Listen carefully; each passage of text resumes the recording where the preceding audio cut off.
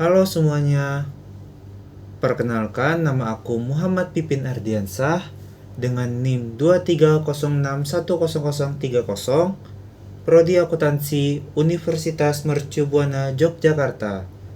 Di sini aku akan menjelaskan tentang media sosial.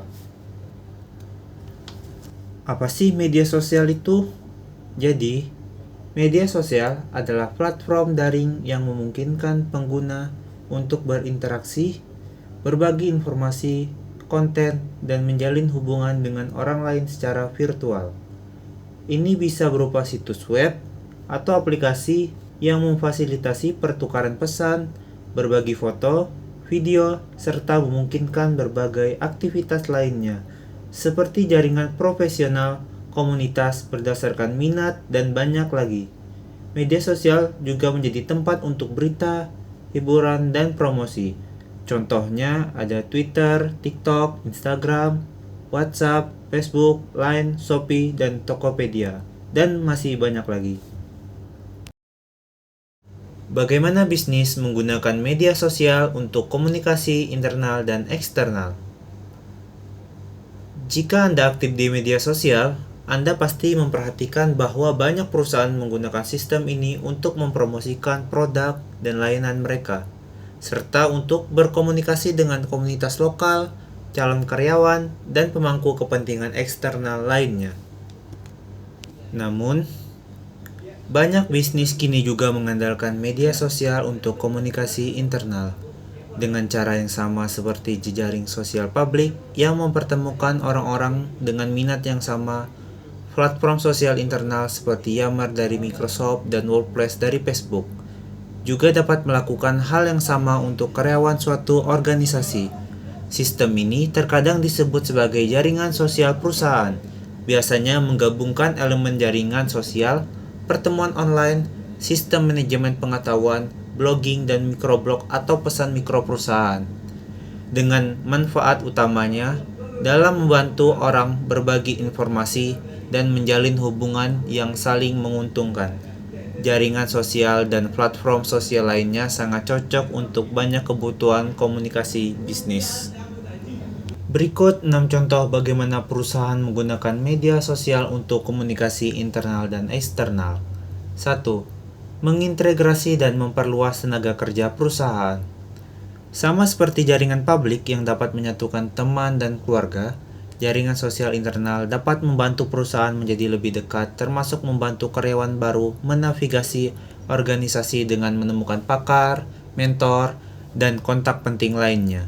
Mendorong tenaga kerja untuk bersatu setelah reorganisasi atau merger, dan mengatasi hambatan struktural dalam saluran komunikasi dengan melewati sistem komunikasi formal untuk menyampaikan informasi jika diperlukan secara tepat waktu.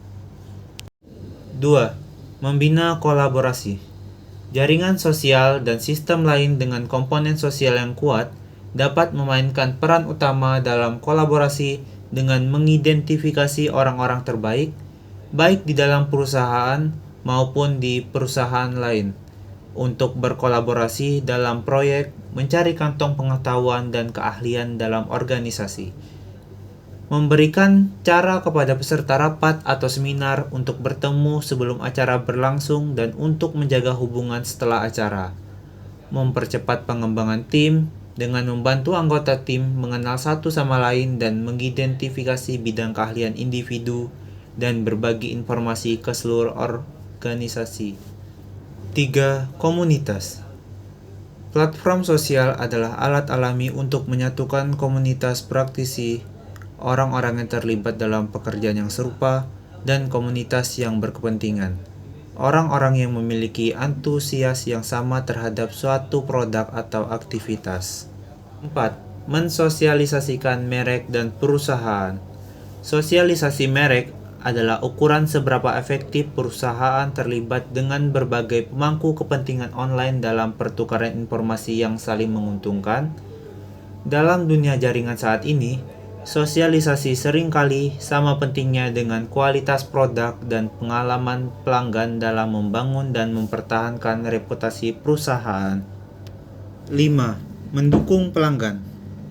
Layanan pelanggan sosial melibatkan penggunaan jejaring sosial dan alat media sosial lainnya untuk memberikan pelanggan cara yang lebih nyaman untuk mendapatkan bantuan dari perusahaan dan untuk saling membantu. 6. Memahami target pasar. Dengan ratusan juta orang mengekspresikan diri mereka di media sosial, perusahaan-perusahaan cerdas pun mendengarkannya. Mendengarkan ini seringkali dilakukan secara otomatis dengan sistem analisis teks. Strategi dan taktik untuk penggunaan media sosial. 1. Mengapa? Keberhasilan di dalam bermedia sosial dimulai dengan memahami alasan mengapa perusahaan ingin menggunakan media sosial. Yang kedua, siapa? Mengidentifikasi orang-orang yang akan menjadi target audiens dan orang-orang yang di dalam perusahaan yang akan membuat semua konten yang diperlukan. Yang ketiga, apa? Mengidentifikasi strategi pesan dan jenis konten apa yang akan digunakan. Yang keempat, bagaimana? Mencari tahu bagaimana cara membuat dan mendistribusikan konten yang baik, benar, dan menarik. Yang kelima, di mana? Identifikasi saluran mana yang akan digunakan perusahaan dalam bermedia sosial dan bagaimana cara penggunaan saluran tersebut. Yang keenam, kapan? Menjadwalkan postingan dan memastikan respon cepat terhadap pesan yang masuk. Selanjutnya, merencanakan konten media sosial. Berikut merupakan langkah perencanaan untuk konten media sosial. Yang pertama, ambil pendekatan percakapan. Salah satu daya tarik terbesar dari media sosial adalah perasaan percakapan. Orang-orang berbicara satu sama lain dan bukannya satu orang berbicara dengan orang lain. Terlepas dari semua kecanggihan teknologinya, aspek utama dari media sosial adalah memberikan perubahan baru pada praktik. Yang kedua, dukung cara pembaca Anda mengonsumsi informasi. Salah satu alasan utama meledaknya pilihan media digital, sosial, dan seluler dalam beberapa tahun terakhir adalah tidak ada satu pendekatan pun yang paling cocok untuk semua pembaca. Beberapa orang merasa nyaman membaca artikel dan dokumen yang panjang, sedangkan ada yang lebih menyukai ringkasan singkat, video, podcast, atau format lainnya. Yang ketiga, untuk menjangkau semua pembaca target. Anda perlu mengubah cara Anda mengatur dan mendistribusikan pesan. Misalnya, daripada menulis satu laporan panjang tentang topik yang rumit, Anda mungkin ingin menulis teaser di Twitter yang bertaut ke orientasi atau ringkasan di blog Anda, yang kemudian menawarkan pengunduhan laporan lengkap atau tautan untuk merujuk mendapatkan informasi di situs web. Yang keempat, memberikan informasi yang kemungkinan dibagikan oleh koneksi Anda. Salah satu manfaat terbesar dari media sosial adalah peningkatan pesan yang dapat Anda peroleh dengan mendorong orang-orang yang mengikuti Anda untuk membagikan konten Anda kepada orang-orang yang mengikuti mereka, khususnya di jaringan publik. Yang kelima, mempromosikan rasa komunitas. Mempermudah pelanggan dan audiens lainnya untuk terhubung dengan perusahaan Anda dan satu sama lain. Misalnya, Anda dapat menggunakan fitur grup di Facebook, LinkedIn, dan jejaring sosial lainnya untuk menciptakan dan membina komunitas dengan minat khusus dalam jaringan Anda. Yang keenam, bersikap transparan. Mendefinisikan transparansi sebagai rasa keterbukaan dan memberikan penerimaan informasi yang mereka perlukan untuk memproses pesan secara akurat. Yang ketujuh, membatasi upaya promosi pada waktu dan tempat yang tepat.